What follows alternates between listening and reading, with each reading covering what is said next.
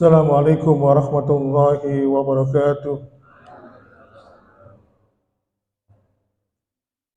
Innal hamdalillah nahmaduhu wa nasta'inuhu wa nastaghfiruh wa na'udzu billahi min shururi anfusina wa min sayyiati a'malina. May yahdihillahu fala mudilla lahu wa may yudlil fala hadiya lahu. Asyhadu an la ilaha illallah wahdahu la syarika lah. Allahumma shalli wa sallim wa barik ala Muhammadin wa ala alihi wa ashabihi wa man tabi'ahum bi ihsanin ila yaumiddin. Fa ya ibadallah usikum wa nafsi bi taqwallah faqad fazal muttaqun. Kalau ta'ala fi kitabil karim a'udzu billahi samii'il 'aliim minas syaitonir rajim.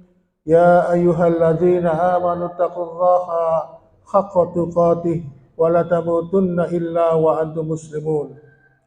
Alhamdulillah, senantiasa kita bersyukur pada Allah Subhanahu wa taala karena Allah senantiasa memberikan nikmat-nikmat kepada kita sekalian. Sehingga pada kesempatan ini kita diberikan kenikmatan oleh Allah, di mana kenikmatan itu adalah kenikmatan yang begitu besar. Sampai Rasulullah SAW memberikan gambaran, barang siapa yang mau berjamaah salat subuh, maka Allah memberikan keutamaan lebih utama daripada dunia dan seisinya. Maka kalau misalnya ganjaran atau pahala Allah ini dikonversi dalam bentuk materi, maka hanya orang-orang yang berjamaah salat subuh di masjid atau di musola, mereka adalah orang yang paling kaya di dunia ini. Bayangkan, Rasulullah mengatakan sholat sunnahnya saja, ya, sholat sunnah kubliya subuh sama saja dengan mendapatkan ganjaran keutamaannya melebihi seluruh dunia ini. Padahal kalau kita melihat secara material, dunia itu adalah segala sesuatu yang menggoda, menarik hati. Tetapi Allah menjadikan kita hadir di sini semata-mata bukan karena kita kuat, sehat jasmani kita, tapi sesungguhnya itu adalah pertolongan dari Allah Subhanahu wa taala. Sehingga dapat dikesimpulan bahwa kita dikehendaki oleh Allah menjadi hamba-hamba yang senantiasa mendapatkan kebaikan dari Allah Subhanahu wa taala. Ma'asyiral muslimin wa zumratal mu'minin rahimakumullah. Dalam sebuah riwayat Imam Bukhari dan Muslim, dikisahkan ketika Rasulullah SAW bersama para sahabat baru saja memakamkan jenazah salah seorang sahabat. Lalu Rasulullah pun mengatakan, "Ma minkum min ahadin illa wa qad kudiba ma'aduhu finnar au kudiba ma'aduhu fil jannah." Rasulullah SAW bersabda, "Tidaklah di antara kalian kecuali telah ditetapkan oleh Allah tempatnya di neraka atau di surga." Jadi Rasulullah itu ketika selesai memakamkan para jenazah, setelah mendoakan, lalu beliau mengatakan, sesungguhnya di antara kalian tidak ada tempat kecuali sudah ditentukan oleh Allah. Tempatmu nanti di surga atau di neraka. Mendengar perkataan ini, salah seorang sahabat pun bertanya, "Ya Rasulullah, afala nattakil ala kitabina wa nada'ul alam?" Wahai Rasulullah, kalau kita ini sudah ditetapkan tempat kita oleh Allah sesuai dengan takdir kita, wa nada'ul amal, apakah kita sudah cukup atau sudah cukup tidak beramal lagi? Jadi sahabat itu bertanya, kalau misalnya seseorang itu oleh Allah dalam hidupnya sudah ditetapkan tempatnya nanti di surga atau neraka, lalu sahabat itu bertanya, apakah sudah tidak cukup lagi beramal?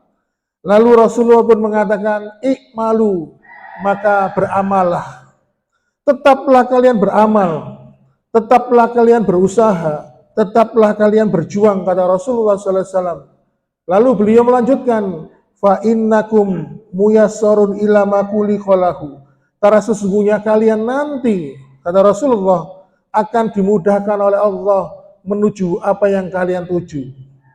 Jadi kalau misalnya seseorang itu sudah ditetapkan tempatnya di neraka, katakan misalnya begitu, lalu kemudian di dalam kehidupan dia itu ikmalu, berusaha, menetapkan hatinya untuk menuju surga. Dia beramal soleh, beramal ibadah, bertakwa kepada Allah, kemudian dia juga berjuang.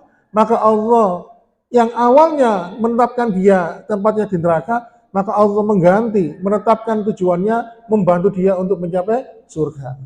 Oleh karena itu, ma'asyiral muslimin, setiap diri kita ini membawa qada dan qadar. Setiap diri kita ini membawa takdir kita masing-masing. Apa perbedaan qada dan qadar? Kalau qada itu ketetapan Allah yang sudah ditulis oleh Allah, tetapi itu belum terjadi. Jadi Allah sudah menuliskan nanti matinya seperti ini, akhir kehidupannya seperti ini, rezekinya seperti ini, sudah ditulis, ditetapkan oleh Allah. Tetapi belum terjadi. Tapi kalau namanya qadar, ya, adalah ketetapan Allah yang sudah terjadi atau sedang terjadi. Jadi kalau Allah sudah menetapkan seseorang ajalnya usia 40 tahun atau 60 tahun bahkan 100 tahun, ketetapan Allah itu tidak bisa dirubah ketika itu sudah terjadi atau sudah terjadi. Maka ketika orang itu sudah ditetapkan ajalnya, nanti habis sholat subuh meninggal dunia, ketika dia menjelang ajalnya, maka ketetapan Allah itu tidak bisa dirubah. Karena apa? Karena sudah terjadi dan sedang terjadi. Oleh karena itu, ma'asyiral muslimin, Rasulullah SAW memberikan contoh teladan kepada kita untuk qada, yaitu ketetapan Allah yang sudah ditulis untuk kita dan itu belum terjadi, maka kita dicontohkan oleh Rasulullah untuk memohon kepada Allah agar ketetapan yang buruk, qada atau takdir yang buruk kepada kita dirubah menjadi ketetapan Allah atau takdir yang baik. Oleh karena itu, ma'asyiral muslimin, makanya Rasulullah SAW memberikan doa, di mana doa ini diajarkan kepada kita. Allahumma inna a'udzubika min juhdil bala. Ya Allah, kami berlindung kepadamu dari sengsaranya ujian, wa darkis saqa, dan kami berlindung kepadamu ya Allah dari gelapnya kesengsaraan, wa min su'il qada, dan kami berlindung kepadamu ya Allah dari buruknya takdir, wa min samatatil a'da, dan kami berlindung kepadamu ya Allah dari rasa senangnya musuh-musuhku terhadap apa yang telah menimpa diriku.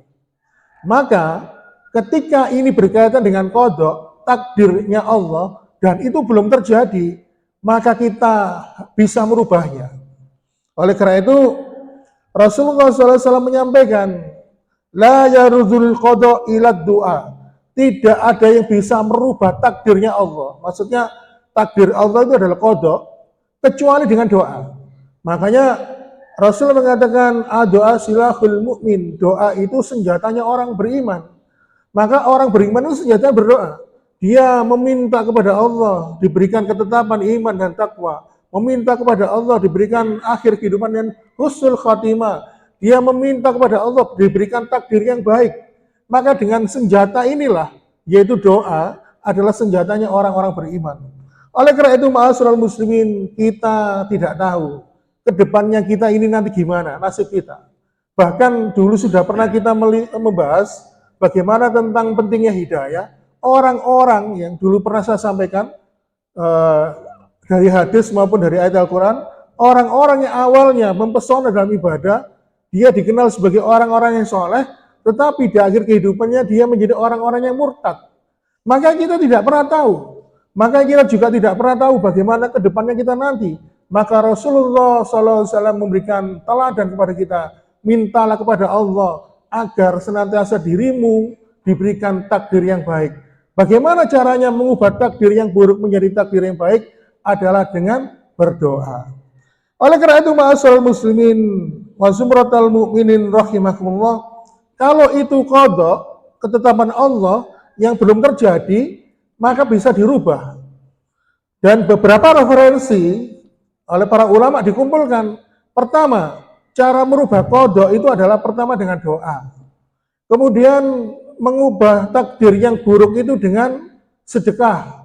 Kemudian mengubah takdir yang buruk itu bisa dengan bersilaturahim. Dan nanti insya Allah kita akan memasuki bulan Ramadan. Barang siapa yang ingin mengubah takdirnya, maka dia bisa mengubah takdirnya dalam waktu 1 tahun ke depan, yaitu dengan apa? dengan meraih Lailatul Qadar. Karena di malam Lailatul Qadar itu Allah mengutus malaikat menuliskan nasibnya untuk yang bersangkutan selama 1000 bulan ke depan. Oleh karena itu, ma'asyiral muslimin wa zumratul mu'minin rahimakumullah, berkaitan dengan qadar, kalau qadar tadi ketetapan Allah yang belum terjadi, malah qadar adalah ketetapan Allah yang sudah terjadi dan sedang terjadi. Misalnya, ketika Allah menetapkan takdir yang buruk untuk kita, maka kata Rasulullah, maka kita harus bersabar kepadanya. Tetapi ketika Allah memberikan takdir yang baik untuk kita, maka kita juga harus bersyukur kepada Allah Subhanahu wa taala. Oleh karena itu, ma'asyiral muslimin, ketika ada diri kita ini mendapatkan takdir yang kurang baik, yang tidak baik, seperti yang sudah pernah kita sampaikan dulu, Rasulullah SAW memuji Allah. Alhamdulillah ala kulli hal. Segala puji bagi Allah yang berkuasa atas setiap keadaan. Kemudian kita juga disuruh oleh Allah untuk introspeksi, muhasabah, mawas diri. Kenapa Allah kok memberikan takdir yang kurang baik untuk kita? Karena Allah Subhanahu wa taala di dalam salah satu firman-Nya Allah mengatakan, "Fala yalumanna ila nafsah." Allah mengatakan, jangan pernah engkau menyalahkan atau menisbatkan kesalahan itu kepada orang lain, tetapi introspeksilah diri kalian sendiri. Menimbang-nimbang sendiri, ada apa dengan kalian, sehingga Allah menimpakan takdir yang buruk untukmu. Oleh karena itu, ma'asyiral muslimin, setiap diri kita ini mempunyai catatan takdir. Bahkan dulu ketika kita ditiupkan ruh kita di dalam rahim ibu, ketika usia 4 bulan di dalam kandungan, ketika meniupkan ruh itu, Allah sudah menulis 4 perkara untuk kita. Yang pertama, bikatbihi rizki. Rizki kita telah ditetapkan oleh Allah. Wa bikatbihi ajalihi. Ajal kita telah ditetapkan oleh Allah. Wa bikatbihi amalihi. Amal kita sudah ditetapkan oleh Allah. Beramal baik atau beramal buruk. Kemudian, wa bikatbihi syakihi wa sya'bihi. Dan Allah telah menetapkan kita nanti hidup bahagia dan hidup sengsara. Maka ma'asyiral muslimin, keempat hal ini adalah qada, yaitu ketetapan Allah, ya, yang mungkin di antara ketetapan itu belum terjadi. Atau mungkin ada yang sudah terjadi. Maka Rasulullah SAW pun meminta kepada kita, memohon kepada Allah untuk mengubah qada atau ketetapan takdir Allah yang buruk menjadi takdir yang baik. Yang pertama, jika Allah memberikan kita ini rizki yang sedikit, maka kita pun berdoa kepada Allah, ya Allah, jika rizki dari Engkau untukku ini sedikit, maka jadikanlah rizki untukku ini banyak dan berkahilah ya Allah. Ya Allah, jika Engkau menjadikan ajalku su'ul khotimah, maka jadikanlah ajalku nanti husnul khotimah. Ya Allah, jika Engkau menetapkan amalku ini banyak keburukannya, maka jadikanlah amalku ini adalah amal yang penuh dengan kebaikan hingga akhir kehidupanku. Ya Allah, jika Engkau tetapkan diriku ini menjadi golongan orang-orang sakawah. Sakawah itu orang-orang yang sengsara dalam kehidupannya. Maka jadikanlah, gantilah takdir yang buruk itu. Dan jadikanlah aku menjadi orang-orang yang bahagia dalam kehidupan dunia ini dan kehidupan akhirat. Maka setiap diri kita telah ditakdirkan oleh Allah. Tetapi kita tidak boleh berpangku tangan. Kita tidak boleh pasrah.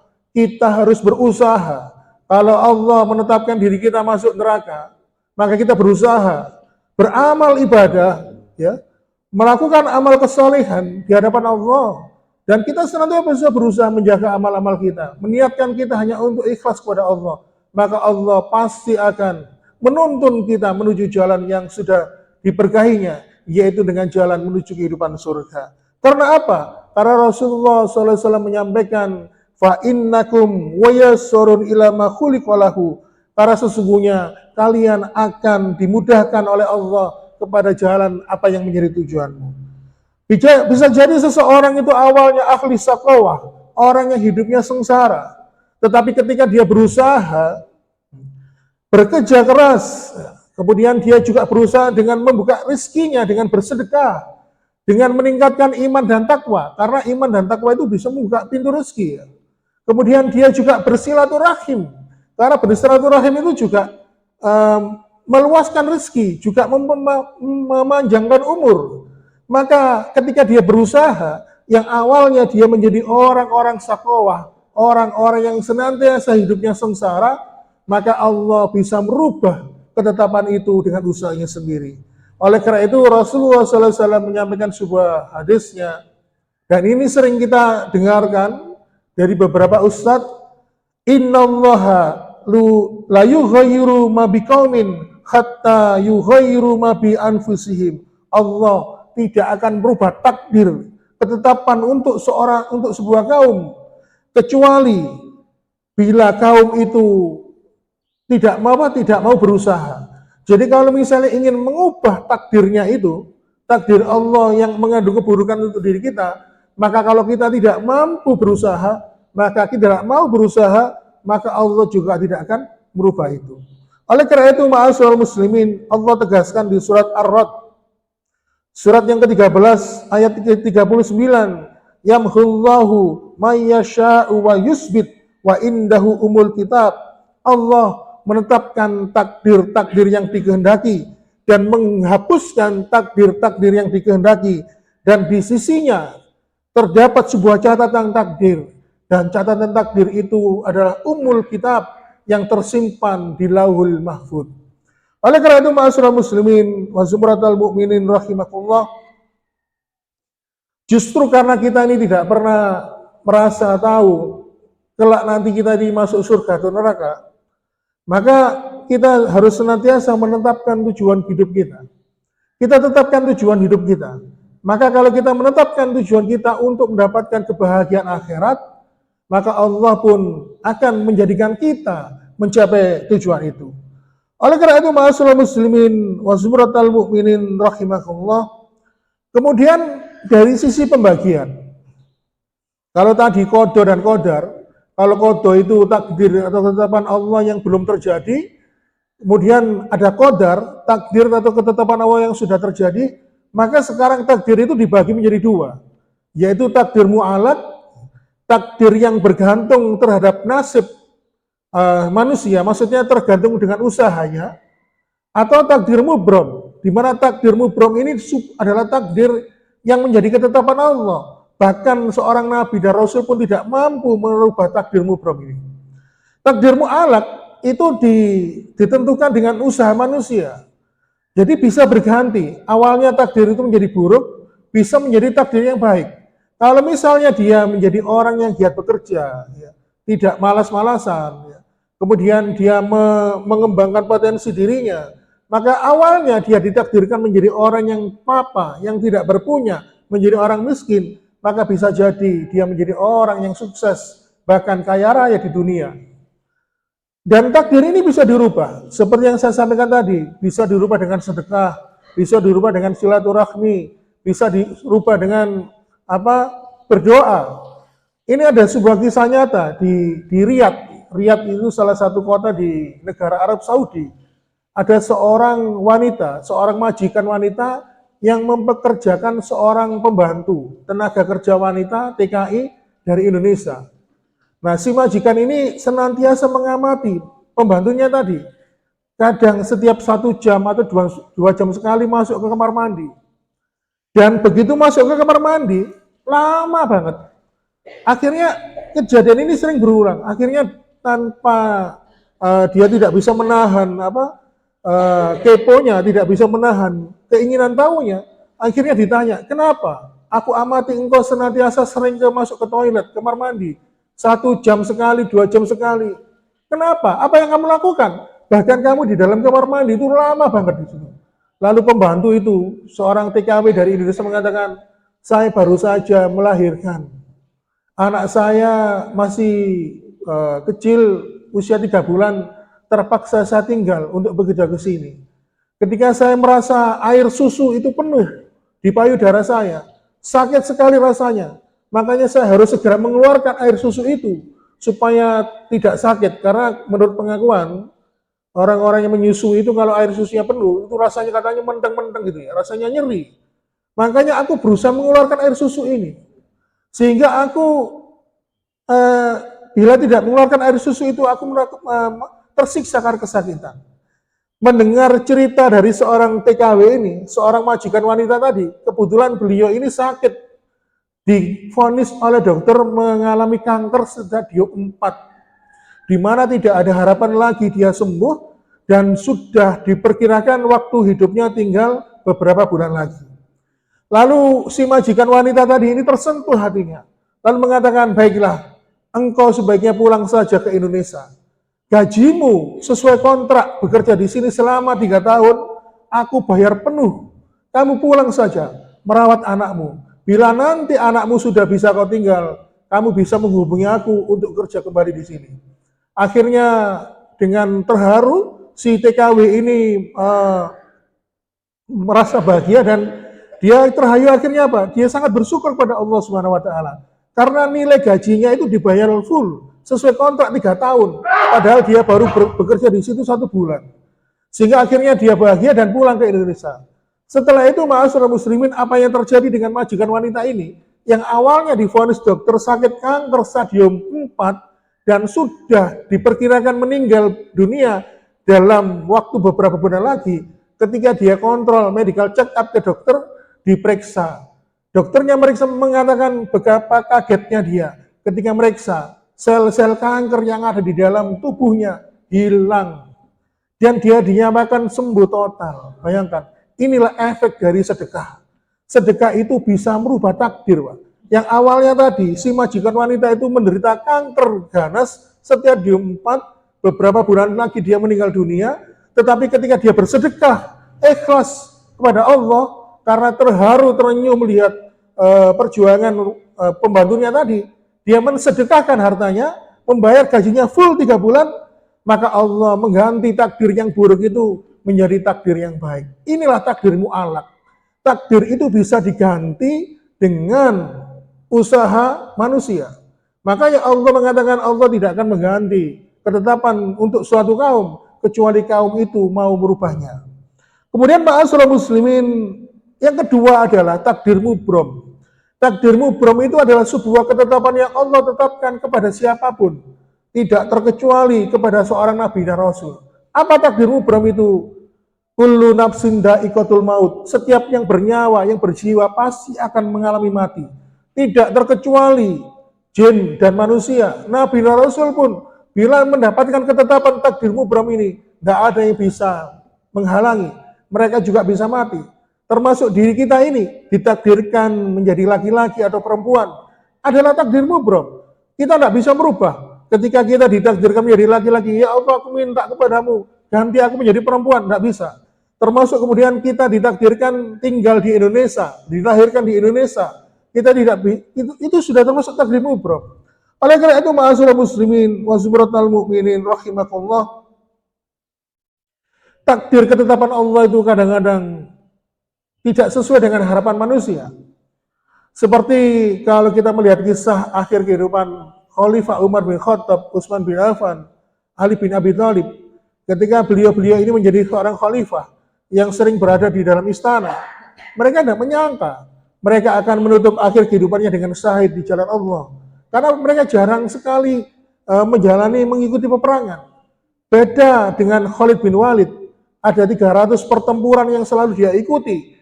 Dia selalu berada di garis depan, ya, bertempur di garis depan, mengharapkan ada pedang yang menebas lehernya sehingga dia mati syahid. Tetapi Khalid bin Walid, dia ternyata mati di atas tempat tidurnya. Dia mengatakan menyesal, kenapa dia tidak bisa mati syahid, kenapa harus mati di atas tempat tidurnya. Tetapi ternyata Allah menetapkan takdirnya demikian. Sehingga para sahabat pun banyak menganggap Khalid bin Walid walaupun mati di atas tempat tidurnya, dia tetap dikategorikan sebagai mati syahid. Kenapa? Karena dia sudah menetapkan hatinya, meniatkan dirinya untuk mati syahid. Sehingga Rasulullah SAW pernah menyampaikan, barang siapa yang bercita-cita dirinya mati syahid, maka dia dianggap mati syahid walaupun dia mati di atas tempat tidurnya. Kemudian ada kisah yang lain. Kalau kita melihat Ibunda Aisyah, seorang istri dari Rasulullah SAW, umurnya masih muda, usia subur, wanita usia subur. Dia mengharapkan dapat keturunan dari Rasulullah, ingin punya anak. Bayangkan, secara logika, wanita usia subur tidak ada kendala kesehatan, dia mungkin dengan mudah mendapatkan anak. Tetapi Allah menetapkan Rasulullah menikah dengan Aisyah tidak mendapatkan keturunan. Maka ini salah satu jenis takdir yang sudah Allah tetapkan untuk kita. Oleh karena itu, ma'asyiral muslimin wa subhanal mu'minin rahimakumullah, sekali lagi kita ini berjalan di atas muka bumi ini, menjalani takdir dan ketetapan oleh Allah Subhanahu wa taala. Allah sudah menetapkan untuk kita kehidupan kita. Maka kita harus memohon kepada Allah, berusaha, beramal, juga berdoa, dan juga melakukan hal-hal yang lainnya agar Allah senantiasa menetapkan awalnya takdir yang buruk, keburukan untuk kita, menjadi takdir itu menjadi kebaikan untuk kita.